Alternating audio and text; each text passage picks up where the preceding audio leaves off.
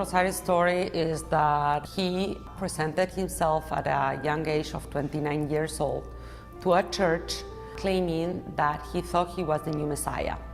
He heard voices that he felt were telling him to recreate all the existing materials on earth. O padre, diante daquela visão, daquele anúncio, né, ele encaminhou o Bispo do Rosário para um manicômio, né? Foi aí que o Bispo foi internado pela primeira vez. E desde aquele momento, né, ele passou 50 anos da vida dele entre internações e saída. E essas vozes mandavam que ele organizasse o caos do mundo, né? Esse enviado de Deus para organizar o caos do mundo para um encontro final, né? No juízo final, né? Então essa foi a missão que o bispo recebeu dessas vozes e que ele dizia que ele fazia por obrigação.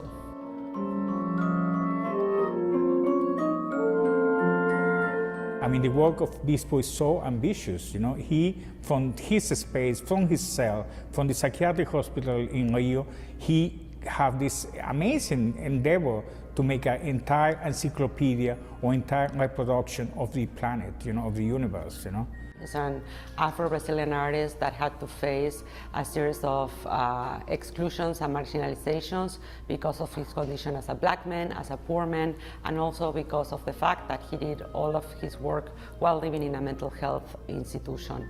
But his production is very much a very important and influential artistic practice, probably one of the most influential ones in contemporary Brazilian art.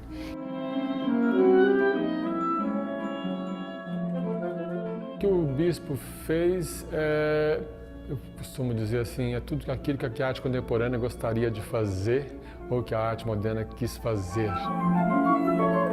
He allows us to think about art institutions that were created in this process of modernization, of mental health institutions that were also created as a result of this process, and also the materials themselves. You see combs and cups and buttons and sandals and all of these consumer objects that he was reflecting on, or even, for instance, ways of entertainment that are very much part of this modernizing process of the country.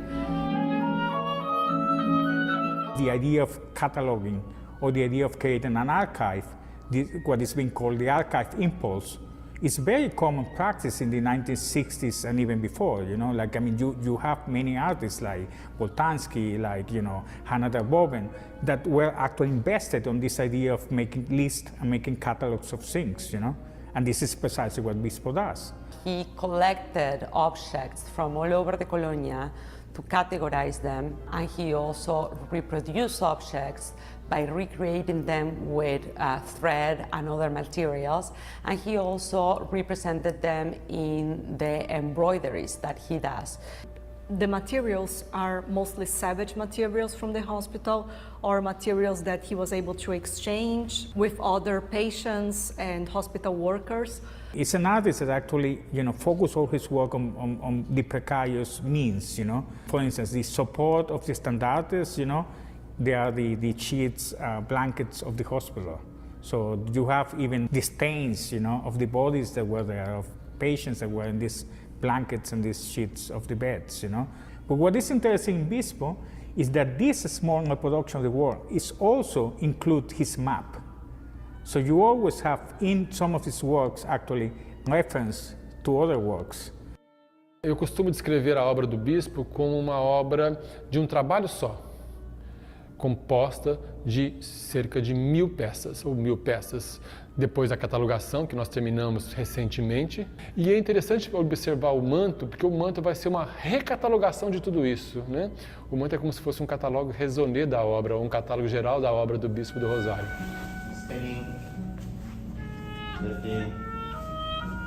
The manto is a key piece in Bispo Rosario's production because it is a garment that he created to wear on Judgment Day. He created for himself, he would wear it, and he believed that making the manto was a way to be in better connection with God.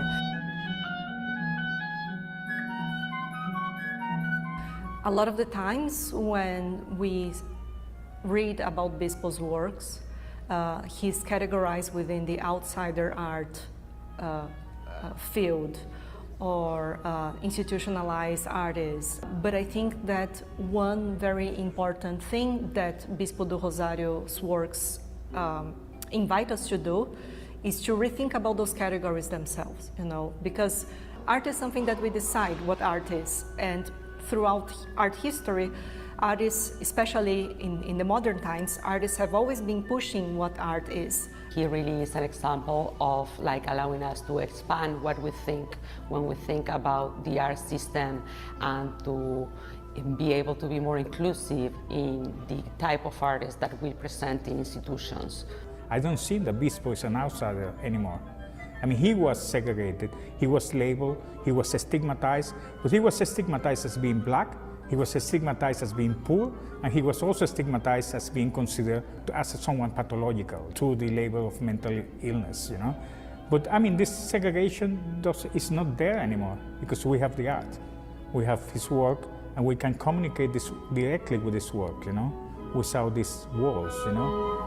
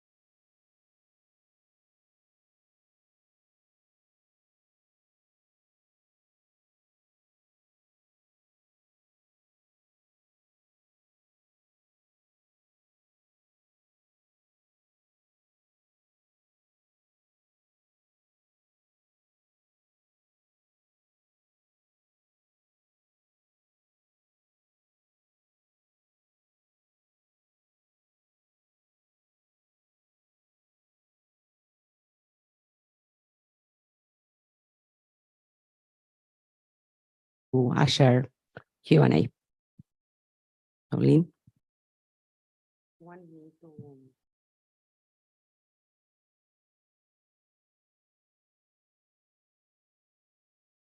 Thank you so much, Jen, for missing the extra TV for next time. Can everyone hear me? Better now? Okay. This is obviously a very brief statement. And what I wanted to do was talk about how we contextualize this work. It's as if it's taken for granted today that work by uncredentialed artists, which is a term I'll use because for many reasons, but I think uncredentialed clearly signals that these makers were not trained in formal art academies, which doesn't mean they didn't have training. it could be other kinds of training. And it doesn't mean they conform to this idea of outsider, which is a very particularly narrow, disconnected, solipsistic notion of making and audiences. So having said that, I want to look at two artists and to think about where we place the work and on what grounds. So the first is Judith Scott, whose work I came across around 2000, a bit later. And at that time, it was later. Her work was being shown in contemporary art contexts, along with contemporary sculptors. And at the same time, it would turn up in so-called outsider art fairs and other contexts. So it belonged to a very specialized set of discourses on the one hand, and to a very open one, if you like, on the other. And what is, when you think about how it could coexist in that way, which was very much of the time, I think that the justifications for thinking about Scott's work in relation to contemporary art come from the fact that although she was born with Down syndrome and she was born deaf, we therefore don't know what she thought about the decision-making that was going on in this work, on how she might have conceptualized it as art. She was working at the Center for Creative Growth in Oakland, which was a communal studio for makers with mental and developmental disabilities. And that studio was an art-making studio and had the people working there showed their work in a gallery, which was attached nearby within the same building complex. The work was stored there. They were taken on trips to museums. There were books on art. In other words, even without a conceptual framework that embraced art making in the terms we understand it, the practice was entirely within a framework that's commensurate with art practices of contemporary artists as we think about them. And the records of how she made work, the decisions, the choice of materials, she only worked with certain materials, she had preferred a certain kind of assemblage work, they were of a certain scale, they took several months, and when she stopped, she made it clear that she'd stopped, and she didn't go back and rework them. So there's a set of decisions which, again, are commensurate with what we think of as artistic decision-making and resolution and completion. And that, I think, is a very powerful argument for seeing Judith Scott and her work in parallel with and in dialogue with contemporary artists. And the second artist I would talk about quickly is James Castle, who's sort of a diametrically opposite situation. He makes, I'm sure many of you will know, these soot and saliva drawings on found pieces of paper, pre-existing pieces of paper, constructions.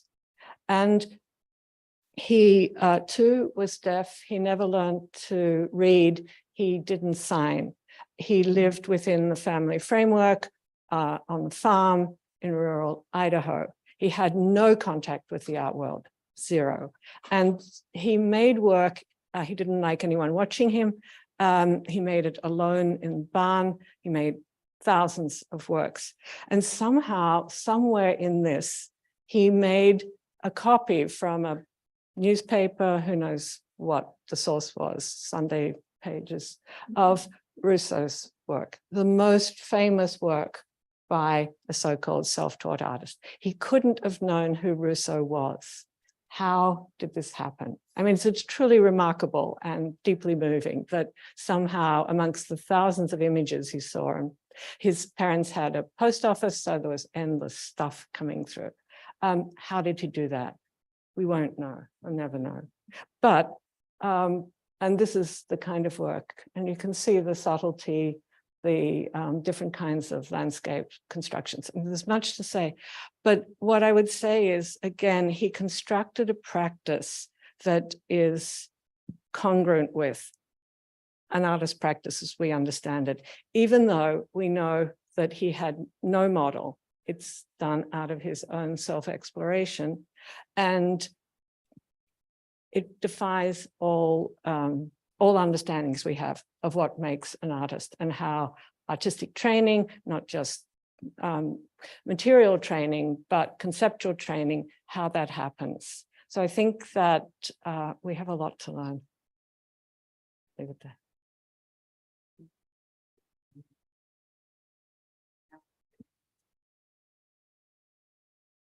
Yes. Okay. You want to pray? Yes. Sorry about Certainly. No, that makes sense. it's a little easier.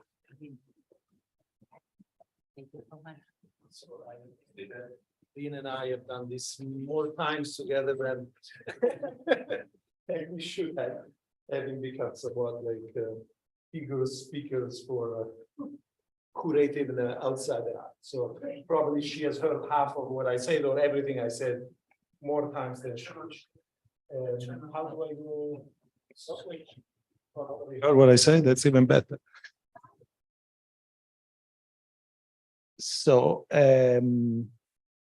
I, just threw out some questions and some reflections on working with outsider artists or self-taught artists, or I prefer to call them amateur, with the understanding that I think any artist is an amateur of sorts, or if anything has the luck or the burden of doing what he or she loves, and that defines, I think, my understanding of what art is. I end up often on these panels because mainly of the Venice Biennale in 2013, which included a very large number of unconventional or outliers, as Lynne has called them, or self-taught artists. The show was called The Encyclopedic Palace, which very much connects also to the work of Arturo Bispo de Rosario, who was featured in the exhibition. And it was named as such after this strange object by a gentleman named Marino Auriti, who was an Italian-American artisan or artist. I think that's the whole question, who made this model for a museum that was supposed to house, according to him, all of world's knowledge, and it would have been 10 blocks of Washington, D.C., where he imagined that this building would be built. He tried actually to build it. He took the object on tour, trying to fundraise. The piece stayed at the entrance of the Arsenale as a kind of summary of what the exhibition was about, which was a reflection on more or less unreasonable attempts to collect all the world's knowledge. Obviously, also the decision to embark on such a theme was very much inspired by the Biennale, which is itself an exhibition that relates to the tradition of the World Expos, and so connects to a tradition, somewhat also an uncomfortable tradition of desire of collecting the whole world into a place, with both its delirious and often also colonial desires of possession and control. So the show looked at different examples, different flights of fantasies and deliriums of omniscience, and in doing so, he also alluded to our contemporary condition of overinformation and our attempt to know more and see more in a hyper technological society. The show had two beginnings, one being the Marino Auriti piece, and then the other, this is Bispo in the Arsenale. And the other starting point, which was in the central pavilion, was this strange object by Carl Gustav Jung, which is known as the Red Book. It was a private object that Carl Gustav Jung worked on for 13 years, and to which he consigned his hallucinations, his dreams, his attempts to explore his psyche.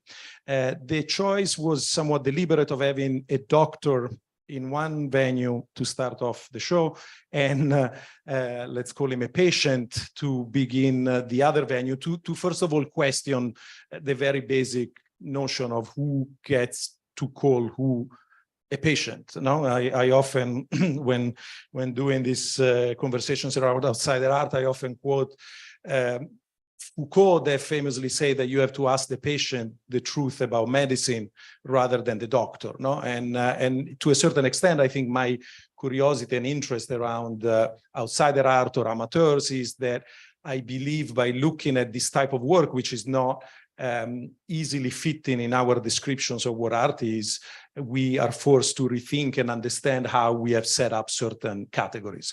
In a much more funny way, there is a joke that I always quote, which is that the patient in the mental hospital, who gets locked in his room, and he starts banging on the door and he says, "Are you crazy? You locked yourself inside." No, the position that defies categories always invites us to break down those categories and to more or less metaphorically open the door, or understand that the doors have been locked also around us and are entrapping us in categories that often leave out a very complex portion of reality. I think that's, in a sense, all I have to say as a general introduction. I mean, I should add that for me, and I say this not because somebody's here, but for me, a great inspiration to invite or to include the work of unconventional artists came from exhibitions by artists. And you know, particularly the exhibition The Uncanny by Mike Kelly at Sons back in 1993, exhibitions by Bob Gober, and many others, really, and also the exhibition of Harald Zeman, particularly in the 80s and 70s, invited me to think of shows less as displays of artworks and more as displays of objects with ambiguous status, and under the understanding that by including objects that were typically not recognized as art, we could understand more about how we practice art, and possibly also understand more about our relationship to images and to objects. So in a sense, the distinction of whether or not somebody is an outsider is less relevant to me. And in a sense, all these are objects and images that can reveal the way in which we confront the world through objects and through images. That's all I have to say as a first introduction. Thank you. Thank you. Thank you very much. Should I go? If I'm not wrong. It's like musical chairs. It's a chair game. Thank you.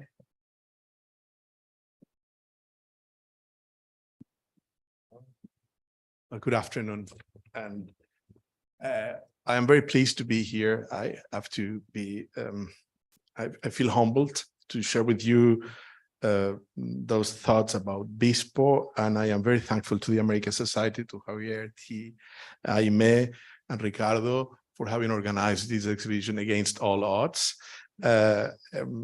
Also, I praise the fact that this symposium has been a polyphonic and enlightening gathering, and I feel humbled here.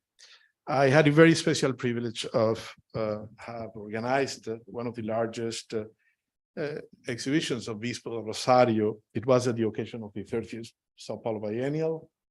I don't think this is the... Okay, here. Yes.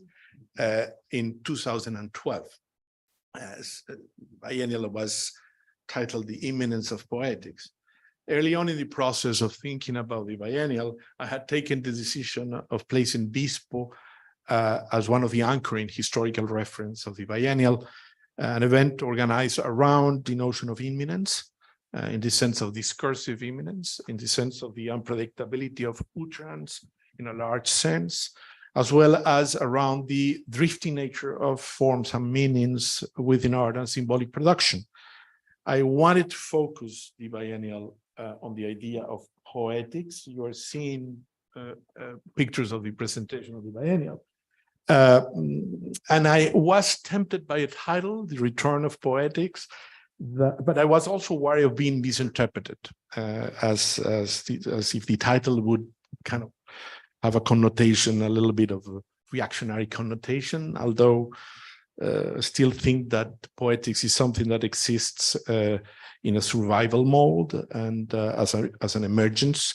But it was during a conversation with Homi Bhabha, who was generous enough to accept my invitation to be part of the biennial, to be part of the catalog, and of the symposium, that the idea of imminence became clear for us, that would be the notion that we will be going towards.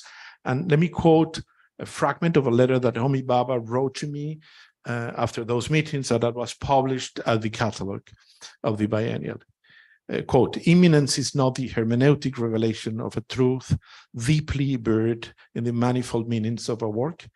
Imminence is less a matter of the depth of analysis than it is a feature of the iterative presence of the artwork as it circulates in a partial form through various sites of artistic reference and cultural representation in the process of constituting social networks of meaning and value. In the imminent order of things, an emergent aspect of a work is not a part of a pre-ordered whole work that will be slowly revealed through the critical or curatorial process. The sudden apprehension of a work as new or brought to life again in an unfamiliar frame is a reconfiguring of its meaning or being in the process of hybrid translatability. The proliferation of a work is not simply an indication of its authority in itself. It is a sign of its articulation in relations of alterity, its surprising emergence in systems of meaning, form, and value otherwise than itself, and at other times and places than its own. End of quote. And I think, especially that last phrase, otherwise than itself, and another times and places than its own, is something that resonates and still resonates vis-a-vis Bispo's legacy. The centrality of Bispo in the 30th Biennale became therefore a matter of principle, a methodical manifesto, a necessity. Not only Bispo had been central for a whole generation of Brazilian artists since the 1990s, from Leonilson to Catunda, from Rosana Palazian to Franz Marques Penteado, Marepe, Manuel Nazar, and Sonia Gomez, etc. But it was telling, poetically telling, that the adventurous, brilliant century of Brazilian modernity got its ultimate closing, its culmination with the sudden, unexpected, unpredictable emergence of Arthur Bispo de Rosario, brought from the life of his revelations to the life of art by the likes of Federico Moraes, Hugo Denizar, Paulo Herkenhoff, and Emanuel Araújo, among others. So it was, for us, a necessity. I am showing you here some of the draft, the first draft that Martin Corullon, the architect I invited to be the museographer of the biennial, did on the biennial. That we needed to mark, as if carving in the stone of the very body of modern Brazil, at the exact center of an emblematic building designed by Oscar Niemeyer, its presence as a testimony of the centrality of the outsider. I am showing you these drawings. So if you cut the Niemeyer building in two halves, the line at the center marks where the Bispo constellation was placed, and here you have the exact position in the biennial where the Bispo was placed at the center of that emblematic modern building. We knew that we needed those enclosing spaces because we were doing mini retrospective of the artist. We knew also that fluidity and vision through those unities was absolutely necessary. And so, in a way, the biennial was conceived as a constellation of constellations. Early on, we had thought of a center that we used to call the Square of Voices, the Praça das Vozes, and because the biennial was very much based on the notion of utterance, of the act of enunciation, and that's something that is key for my own curatorial practice. And so I knew that if a Square of Voices, Praça das Vozes, would be in the biennial, Bispo would be at its crux. At the end, there was no Square of Voices. There were constellations, and very much within them repetition, seriality, infinitesimal similarities, unchanged, inframinds mutations, palimpses, weavings, and weavings, and weavings, and weavings. And Bispo was materially threefold central to the biennial. So it was at the center of the building, at the center of the height of the building that has 3 levels on the second floor, and It was the only presentation that would occupy the entire width of the building, alongside the entire portfolio of August Saunders, people of the 20th century. So you might ask, what was this constellation made of? It was constituted by artists, many retrospective presentations, whose work stresses collecting and setting of allegorical objects and repetition. Roberto Obregon's floral dissections, Hans-Peter Feldman's found objects and archive settings, Fernand Marques Penteado domestic memorabilia, Michel Aubry's Afghan war tapestries and cinematic clothing, but also weaving and language, and the weaving of language and things, and palimpsest or palimpsestic iconography, Ian Hamilton Finlay's poetic allegorical installations, Erika Baum's pictures of letter printed matter, Odires Mlasso's digital and photographic palimpsests, Elaine Reichek weavings and her Barburian atlas of images, Nascimento Lovera's found archives of anonymous videos, and Morris marginal objects and found language argotic-based installations. And fluid and open vis-a-vis Bispo's installation were Reichek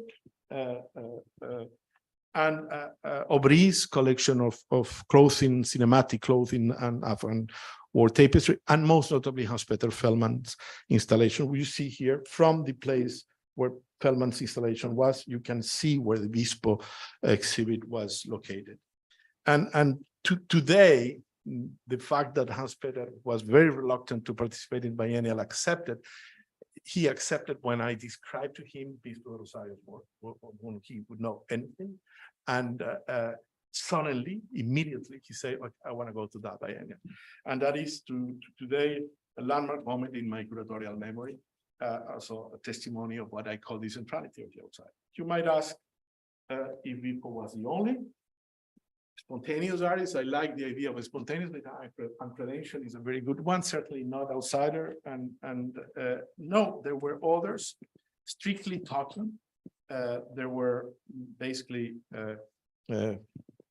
on top of Bispo's presentation, a whole presentation of Horst Adamait, a German artist who spent 40 years kind of looking for strange rays that affect people's life and taking micro-writing notes and Polaroids of the place. There was also the largest ensemble of errand lines or wonder lines by the collective of Le Radeau around Ferrand de Ligny. And there was also the Alphabet Bété by Frédéric Brully-Wabret, for the first time shown in the Americas, in spite of what MoMA recently claimed. Other artists could also be labeled as spontaneous in biennial, but to me, it was key to have this kind of transformational series of spontaneous artists throughout the biennial. I have always been interested in art devoid of the will of power. Paradoxically, a powerless form of art is the most eloquent confirmation of the power of art. I have devoted myself to the understanding of residual involuntary modernities in Latin America. The oxymoron of a modernity that does not conform itself to the power of modernity, that does not proceed from a program of modernity, that is quintessentially aprogrammatical, but no less effective and convincing in conveying the forms of modernity. You name them: Armando Reverón, Martín Ramírez, Stella do Patrocinio, Alfredo Volpi, Filomeo Aubin, Dejanira, Héctor Hippolyte, Bispo de Rosario, Bárbara Rivas, Rafaela Baroni, Juan Félix Sánchez, Ronaldo Jaquiu, etc. These spontaneous artists are central outsiders, and they help us think of a powerless form of power, which I think is an urgent problem for us, for human science, and disciplines such as art history today. A politics of powerless images, images without the will of power of images, a pathos field of intensity and intentionality that is not necessarily subject to the will of intentions, a politics of images that can help us overcome the fetishization of the ego, the silly jail of formal genealogies in which art history happens to be so often enclosed, suffering from its own exhaustion of theoretical imagination. Eduardo Viveiros de Castro, evoking the great Pierre Clastres who lived among the Yanomamis and the Guaranis, and praised the Amerindian cosmology of multiplicities against the Western tyranny of the one, recall Patrice and Iglesias' word that the greatest challenge of anthropology consists in conveying an image of us in which we won't recognize ourselves. Maybe that is what the centrality of the outsider really means. And its agency is just something similar vis-a-vis the exhausted institutions of art, a mirror reflecting an image of art that art, alienated as a disciplinary practice, won't recognize at first as its own image. Bispo's image, Bispo's repetitive assemblages and weavings were all the things on earth, to borrow the title of this brilliant exhibition, are what they are, and still yet also what they are not yet, tirelessly drifting between the one and the multiple. Thank you.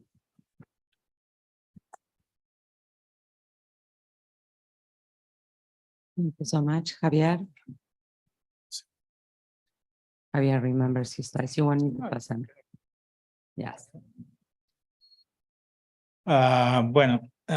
Yes, first, I have to say it's a great honor to be here with my colleagues, my illustrious curators. I have to say today I'm not a curator, today I'm here as an artist, so I'm happy to be with some of my favorite curators here.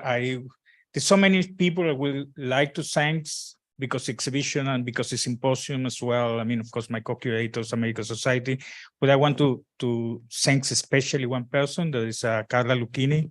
I think she's been fantastic, organizing us and putting everything together and making us on time and, being the clock, being the friend and the and the teacher. Yeah, thank you very much, Carla. So I would like to talk, of course, the conversation is going to allude to Bispo, but I want to focus on a project that I created in 2019. It was called The Doors of Perception. This was an exhibition I curated at Frieze, New York, in collaboration with the Outsider Art Fair. Unfortunately, then, my dream was to include Arthur Bispo and Rosario there. Actually, I wanted to make it as a kind of the center of the exhibition, but it was impossible technically to bring the pieces in such a short time, for a situation like Frieze, But I always felt, somehow his absent presence in this project. So I think that the text that I wrote now, and referring to this exhibition, could easily be applied to most of his works, I will illustrate it with images, but from the exhibition, where you see peculiar ways that I install the pieces and so on, and some of the artists that I'm referring here. The Doors of Perception included more than 40 artists from around the world, focusing on the visionary nature of art that is commonly known as outsider art or art brut. I have to say that I still prefer to stick to these definitions. It presented a large constellation of works attempting to offer a panorama of art created on the margins of society. Whether psychiatric patients, people with disabilities, self-taught visionaries, or mediums, each of the artists in the exhibition felt at some point in their life the need to create an artistic language of their own in order to reveal what they understood to be the true nature of things. Often disenfranchised because of their mental condition or social status, and without any previous artistic training, many of them dedicated their life successfully to the creation of complex visual representations, often after experiencing life-changing epiphany.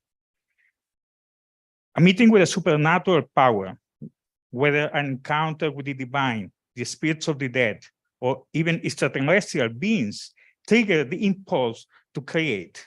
This was the case, of course, of Arthur Bispo de Rosario, Minnie Evans, Lionel Talpasang, even Bois Bobet, and many others.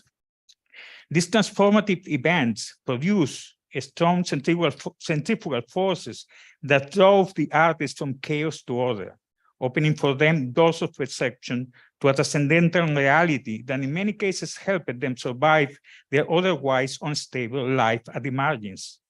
They followed an extra artistic mandate. Their work was perceived as a mission over all. The artists included in the exhibition were, to paraphrase Sol LeWitt often quoted statement, rather mystics than rationalists. They jumped to conclusions that logic cannot reach. There are many artistic languages not only question our belief about madness and normalcy, or what constitutes to be an insider or an outsider, but also challenge the notion of reality as we conceive it. The theme of transformation is recurrent in their works. The body is perceived as a multiple entity. The human and the animal merge. Fantastic architectures grow as if they were part of the natural world. Imaginary worlds are filled with extraterrestrial animal, plants, and minerals in dreamlike landscapes. Notions of inside and outside permeate, so inner and outer are perceived as fluid entities with internal organs and bonds made visible in portraits of the body. Everything is represented in a state of becoming, so the boundaries between self and space collapse, and a new understanding of reality arise, presenting us with a perception that is characteristic of mystic visions, hallucinatory states, and deliriums. The visionary artists perceive space in a mimetic manner, similar to the way that some people experience this personalization to assimilation to space, a phenomenon described with precision by the French writer Roger Calois. Space seems to be a devouring force. Space chases them, circles them, digests them. It ends by replacing them. Then the body separates itself from thought. The individual breaks the boundary of his skin and occupies the other side of his senses. Truly utopian, the visionary artists represented the world anew. So they often think of the future as a parallel dimension to the present.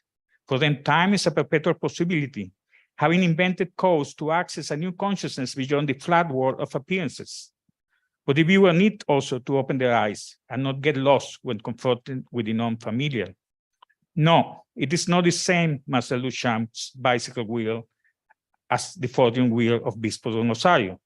Out-of-world collage using a Campbell's soup advertising does not equal Warhol's well-known use of the same brand. These are only a couple of examples of the monsters produced by reasoning strategies of inclusion for outsider art. Pseudomorphosis, as Panofsky described it. We will not get far with this sort of comparisons mounted on the double slide trick of the obsolete apparatus of the art historian or curator. Beware of these bobby traps. Behind these are the binary ghosts named primitive, modern, normal, pathological, and of course the evils of entertainment Kunst juxtapositions. Let's leave those in the past, of course, without forgetting them. The solution, then, is neither to romanticize the singular, neither to normalize the other by erasing difference. These artists create new assemblage of enunciation, designing their own hermeneutical structures. The singular systems created in their work often present the viewer with opacity rather than transparency. Multiple entrances and exits seems to complicate the access to a stability of meaning, but this must not discourage us. We must learn by unlearn. The works require a special dedication. We need to abandon many preconceptions. As Paul in Damascus, we need to fall from our horse and perceive these works as they are, as real epiphanies. As William Blake wrote, if the doors of perception were cleansed, everything would appear to us as it is, infinite sense.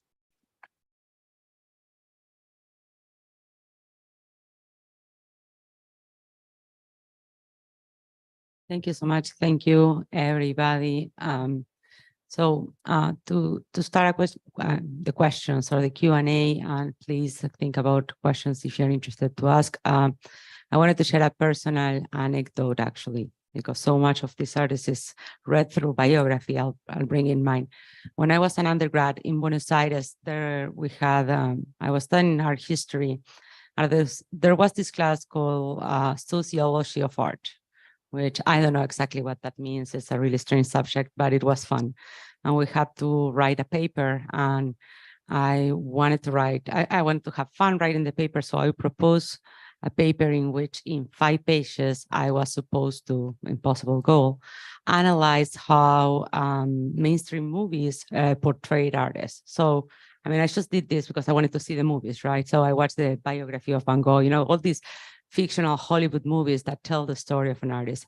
And I mean, and the common topic is always that the artist is portrayed almost as a madman, a functional madman. But, the big modern topic, around what an artist is that it's a bohemian person that is in the verge of madness, somehow functional. And I want to ask you, to which degree this could be a, side B of the relationship of modernism with the true crazy artists that are left as outsider, even to the degree that even when we are including them, we include them by calling them the outsiders.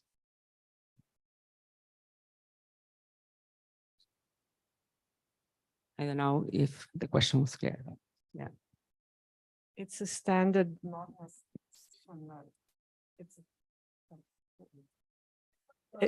Yes, it's a standard modernist position that the vanguard appropriates from the periphery, and these artists are amongst others on the periphery. So there's nothing special about that. It's a form of primitivizing. But I think what's more important is to think about agency. These artists on the edges don't have agency relative to the center. And therefore, as curators, isn't the danger that we instrumentalize them because they have no potency? They're on the margins. And so without knowing what they intend in most cases, we make decisions that position their works according to whatever kind of program we have or whatever a concept is behind an exhibition, irrespective of what we know or can't know. But can I say something provocative? Do we know? I mean, and this is a question I ask myself in a sense, to get to the point in which I could include outsider artists or material culture in my exhibition. It was a process of giving oneself's license and creating a system that would allow the presence of this more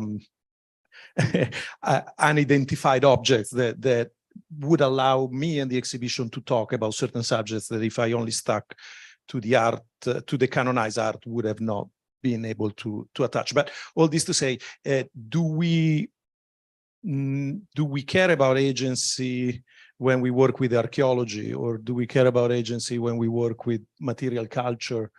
And also, does actually the opinion of the artist matter so much? Maybe, I'm sorry, Javier, sorry, the artists who are present, but if, maybe because I come from, reader theory, I think the artwork poses the conditions for its understanding, not the artist. And so if I take the artwork at face value, the artwork would define the way in which it's read independently of the agency of the artist. And maybe, maybe I'm a curator with an artistic problem, but I think in a sense the agency is less relevant than I think you make it sound. And, it might be that I'm also, delusional myself, but I care less about the way in which the object has come to me than the object itself. Or maybe there is a meta-contextual agency of the object, Lynne. The object also has an agency in a way, and it depends from which perspective you place yourself, but you might place yourself from the perspective of what Popper would call an epistemology without knowing subject. And you know more about the producer by looking at the product than you know about the product by trying to know about the producer, especially in cases where we simply cannot know anything about the producer. So into the degree that we respectfully look at the object, we might understand that the object also has an agency, even beyond its context. I mean, I think it's of Galileo would say, "Pur si muove." I completely agree. I mean, if Nietzsche say that, God was dead, and Barthes say that the author is dead, then Bispo comes and say, I'm God. So, I mean, in a way, I mean, if you want to, it's this discussion to this panel that always wouldn't repeat this, which is becoming kind of almost mythological fact that Bispo say that his works were not art, But statements like this had also come out of many artists as well. So, I mean, at the same time, if we believe that, then we had to believe that he was God. So then his objects were kind of like a map of the world. And this is what artists do. So it's more about actually the praxis of art more than the actual. I mean, it's very hard to talk about intentionality, you know, if not looking actually at the objects, because if you see the way that Bispo conceived works, he conceived them as artworks. He made panels. He made objects that look like sculptures, you know. He made carvings. He covers things, you know. So in a way, I mean, the make do of him is the make do of an artist. So I think that's what is actually relevant. I mean, regarding the all of the math in the history of modernity, I mean, of course, there's many different moments, historical moments. I'm glad you evoke Seaman, because I think there's a very crucial moment where notions like Dubuffet and, you know, of course, the whole kind of diagnostic art, Princeton, and all this tradition of art of the mental ill gets kind of challenged in Documenta 1972 and in exhibitions like Les Machines Célibataires, and also shows in like in the 80s, like the Gesamtkunstwerk and, you know, Visionary Swiss and so on. So where he actually started to understanding how juxtapositions of like so-called outside art could work with pieces that were not outside art without getting into this kind of formal relationships of modern primitive, you know, binaries. So but thinking in a more complex way to understanding that systems of thoughts have things in common. So you can actually get a common thread between, you know, Anton Heinrich Müller and Tanguy, let's say, in the sense that both conceive machines, even if each machine have different purposes. But I think if I can go back to what Lynne was saying, something that is interesting, I think it was a very interesting response that Massimiliano gave about the idea of agency. But if I read you well, you were trying to discuss the problem of power, right? And these are artists that really have less power, and that is a reality, right? Yes, and I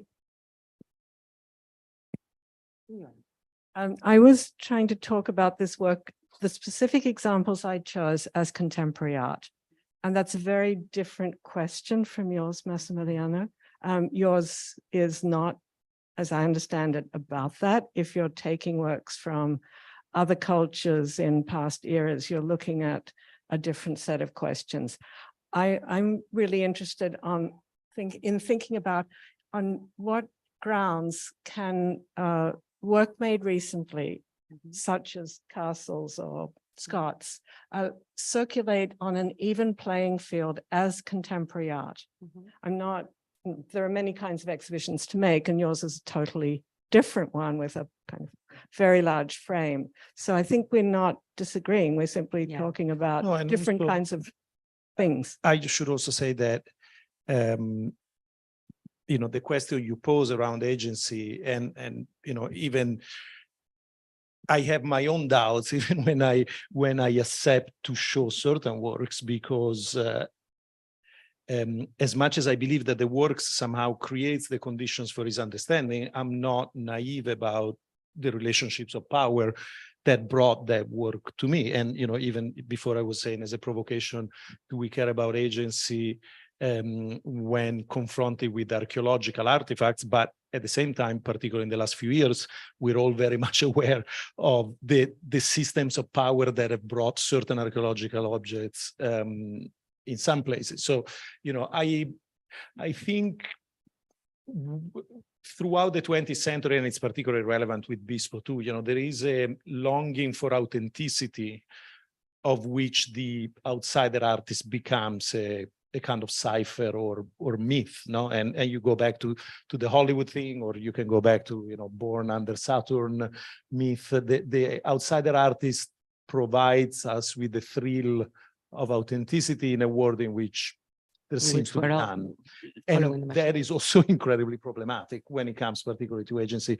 And, you know, it's a worn out bibliographical reference, but Hal Foster, you know, invites us also to think that certain myths of authenticity we project and freedom that the surrealists projected on outsider artists were in fact myth. No, his argument in Blinded Insights is we go to the outsider thinking that they inhabited a world of freedom, but possibly they were paradoxically seeking for order in a world of chaos, and so a lot of assumptions are obviously placed on Yeah. on certain ideas of freedom, agency, and But also from going back to the sociology and maybe the historiography, we are now in a very different moment in terms of how we're thinking about art and museums.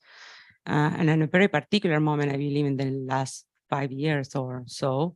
And that fetishization that you're describing throughout the 20th century of the art of the other, the art of the primitive, the art of the, just doesn't work the same way, because I don't know if this is probably not gonna happen, but it is utopia moment we're living of redistributing power. If you truly redistribute power, you cannot have fetish and, a real redistribution of power. So discussing agency, which is something that wasn't discussed before, becomes super important. And I wonder what's going to happen, right, with all these objects.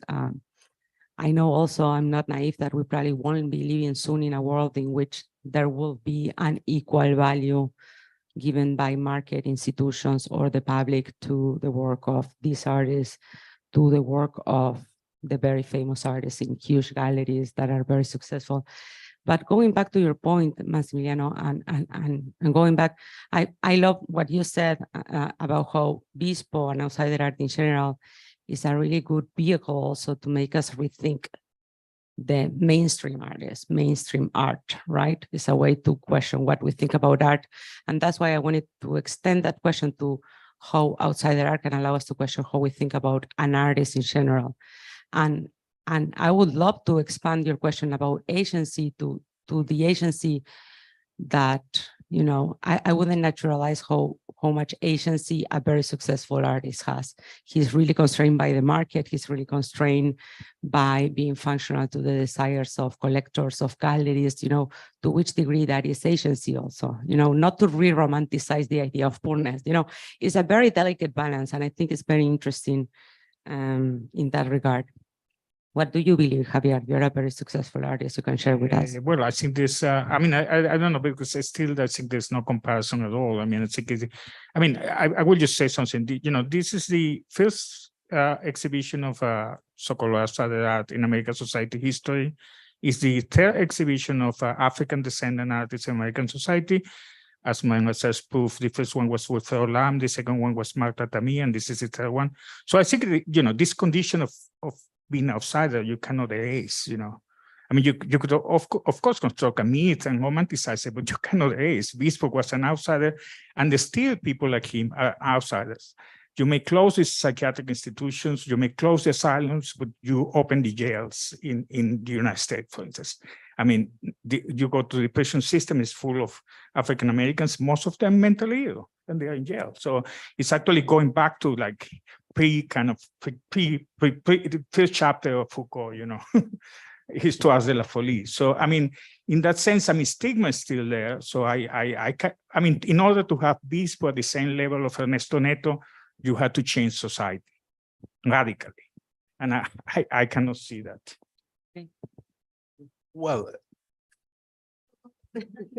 if you, of course, there is a market thing in the Ernesto Neto case, but I also think that sometimes historians forget that there is a reverse engineering in our history. Bispo became a central artist for Brazilian artists into the degree that the whole generation of artists identified with his work, and that is there. It's a fact. I mean, you name them, but from Leonilson to many others, the kind of belated appropriation or belated identification with Bispo placed Bispo at the center of the artistic landscape in Brazil. Velázquez became a modern painter because Impressionists in the 19th century rediscovered his painting and misinterpreted his painting, and that's a fact. So this reverse engineering of art history is also a fact. But it was hanging out at court, it was not in the mental hospital. No, well, a little bit, huh? The court of the Habsburgs in Madrid was kind of a mental hospital. No, I mean, I was not particularly talking only about the work. I was talking about the author. I mean, I was talking about Bispo. Definitely. When you said no, you cannot compare Bispo to Rosario.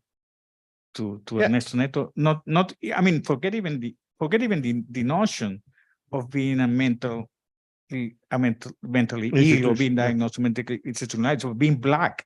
Yeah. In the 1950s was definitely an outsider condition. Definitely. I mean, this cannot be erased from the interpretation of the work. I have a question for all of you, and in a sense a little bit more for Lynne because of her shows and because she works in a museum. The question I ask myself is also going back to the traditional avant-garde model. Is the assimilation of the outsider the way to go? You know, I often quote this text by Thomas Hirschhorn, who goes and see the Museum of Art Brut in Lausanne, and he comes out deeply shocked because he says, you know, that assimilation is actually weakening the radicality of those positions. And that's even stranger because he goes to an outsider artist museum. So my question is, I don't think it has happened yet, or he has happened in a small gallery. But if Ramirez was at MoMA next to, I don't know, the Surrealist, or if Bispo were at in the central galleries of Maspi, or does that recognition help him? And what does it do to the narrative? And how can we build narratives of art that also recognize this as kind of extraneous entities, which I think was their strength in a sense? I think the term assimilationist is perfect. And Kyra yesterday in her talk was warning against assimilating an artist from another culture who does not have the frame of reference for art that we have into contemporary and modern paradigms, because it traduces the work. It has nothing to do with that, and it's colonialist or exoticizing or whatever you want to call it. But putting Bispo into the center of Museum of Modern Art, which has a certain notion of what an art is, one that we're all very familiar with because we're educated within too, is not the same, I think, as putting, say, Jill Scott in that context, not only because she was born in this country, but because, as I was trying to show, the whole framework in which she makes work, even without the consciousness of it, is the framework that we share as contemporary art. So I think it's really a case-by-case situation, and Bispo, it's a danger and inappropriate, I think. It's not that you can't show the work at the Museum of Modern Art because mainstream artists have been interested in it, but I don't think you can bring it in and say, this is modern art. It's not.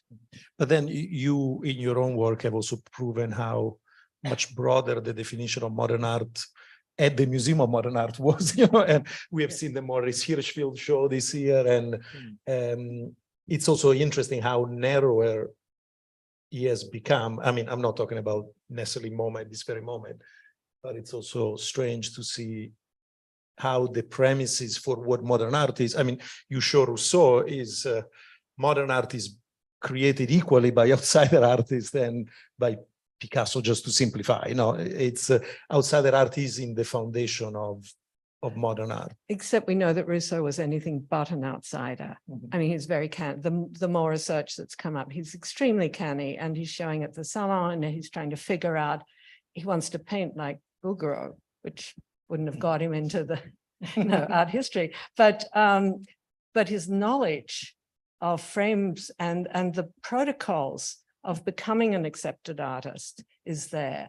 So I think it's a misrepresentation, and goes back to the archetypes that we've been talking about, whether it's Born Under Saturn or whatever. These archetypes don't correspond to artist practices, whether they're Bispo or they're Judith Scott or they're or Rousseau. They really have different models. They're not solipsistic, alienated, indifferent to order. I mean, they're not what Roger Cardinal described and finally said was an ideal that could never be approached anyway.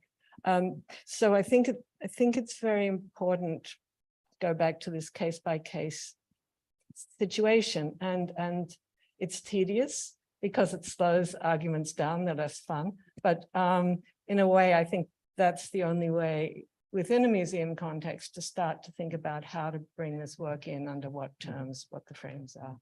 I agree that it all depends on the quality of the adjacency you produce in the institutional frame. But for example, I mean, having been at MoMA for 15 years and fought for getting Hector Hippolyte outside of the basement nearby the surrealists that actually brought him to the scene, there is an early genealogy of outsider art and otherness in the seminal history of the Museum of Modern Art collection. And that got to a closing at some point. We might discuss when. And as a result of that, there is a lot of residue on those basements. I mean, they got rid of outsider art, most of it. But the question would be, there was a moment of, was this fluidity, or this interest in otherness, this interest in outsiderness by early modern artists. That's a fact. Modernism, I mean, late modern art, kind of canceled that somehow, on top of other circumstances and social facts and political facts. But it seems to me that if we look at those moments of inception of nameless practices that would be recognized as modern art, there was a factual interest and porosity between artistic practice and, let's say, otherness in general. And I think that has been mostly canceled in the setting of its showing, let's say, in the second modernity, or by the second modernity, or like modernism. And it's Frederick Jameson's distinction between nameless practices of modern art and modernism as something that is clearly referred to that. And I think that is a moment, I think that's a breaking moment, also in the sense of the relationship between otherness and outsiderness and mainstream art practices. But I am not sure. But I think early modernism, it's a one-way street. It's from the center out. It's a co-option. They're co-opting this work and bringing it in. The margins have no say in it. And Certainly, yeah. So that's the frame one is exposing in the historiography of Museum of Modern Art or anywhere else, that kind of relation. And I think what we're trying to talk about is another kind of relation that has a back and forth that has something to do with what was made, the terms in which it was made, and what the maker, even if we don't know intention, we know a good deal from the specifics of the context in which she or he was making. And that's not the early modernist relationship. I have a question coming from remotely by Adele Nelson, who is watching the streaming. She pointed it to Luis, but maybe it's a good follow-up to what Lynne just said. She is asking, I was very engaged by your discussion of a modernism that does not proceed from the program of modernity. Can you talk about the maker's agency in this construction, their critique and particular experience of modernity? Well, thank you, Adele. That's a big question. I have addressed that on some specific cases, and mostly for Venezuela on two cases. One is Armando Reverón, and the other one is a painter an outsider painter. We cannot say that Armando Reverón was an outsider painter, but he built his own outsiderness that is also linked with, let's say, mental illness. What I think is an open question for the understanding of Venezuelan modernity is that those specific decisions that made him produce the work he produced function as if a program of modernity, but they don't belong to a program of modernity. There is no any documentary possibility to argue that Armando Reverón wanted to be a modern artist. So there was no sign of manifesto or will or intention in that sense. But the production of that body of work coincides with the whole building of a programmatic form of modernity.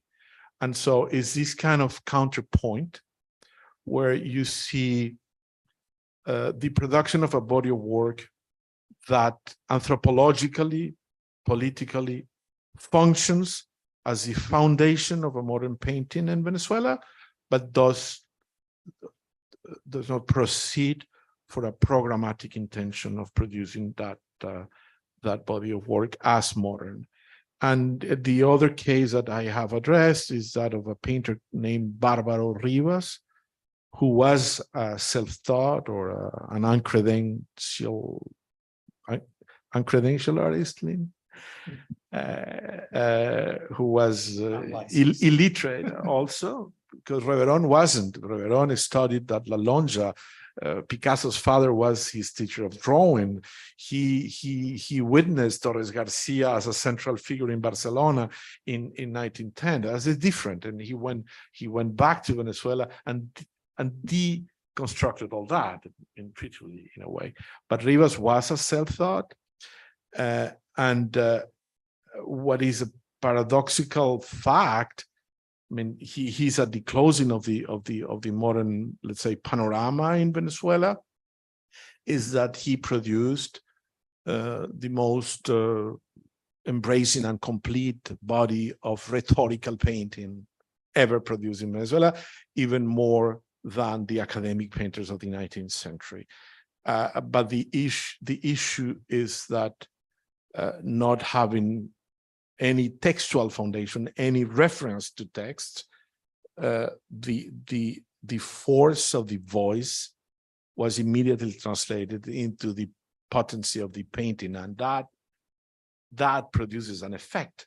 It's like a cobra kind of painting effect that is, of course, the consequence of specific minute decisions and very wise decisions by these artists, but certainly not the intention of having that result. It is the reception of that by a whole body of enlightened people and elites who actually identify that fact. And so those are, to me, open questions vis-a-vis the major issue of the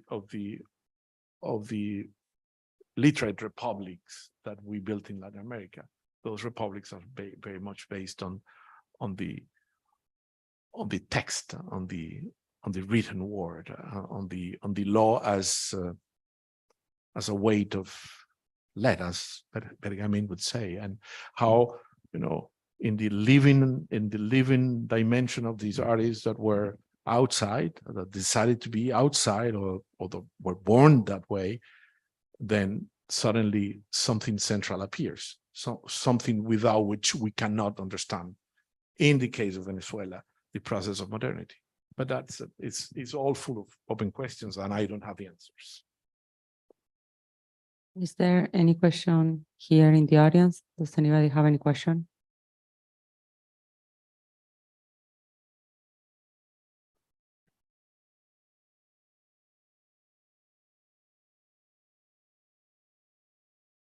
Thank you so much for these wonderful presentations. I'm inspired by Adele, who was one of the speakers yesterday. And I asked her a question. She gave a paper about abstract art, the creation of abstract art and its relationship to whiteness. And I asked her about modernism, and she said there are many different kinds of modernisms, right? And how modern art or canonical modern art was created in the early 20th century, always in relationship to otherness. And this is just another way of saying racialized people or popular people, you know, who didn't have access to canonical education or like artistic education. And then in the mid 20th century, when, you know, with all the geometric abstractions and all the institutions that promoted so much of that, also to promote whiteness, right?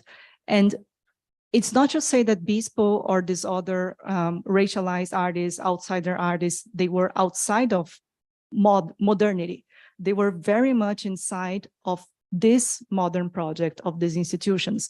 And I think my provocation is, isn't it a matter of the role of institutions in promoting these artists, or just historiography to just catching up with this and creating more books and writing, doing more research and creating more narratives about that. So there is not only one modernity, but many modernities. And this is something that Adele mentioned, and I thought that it was very thought-provoking.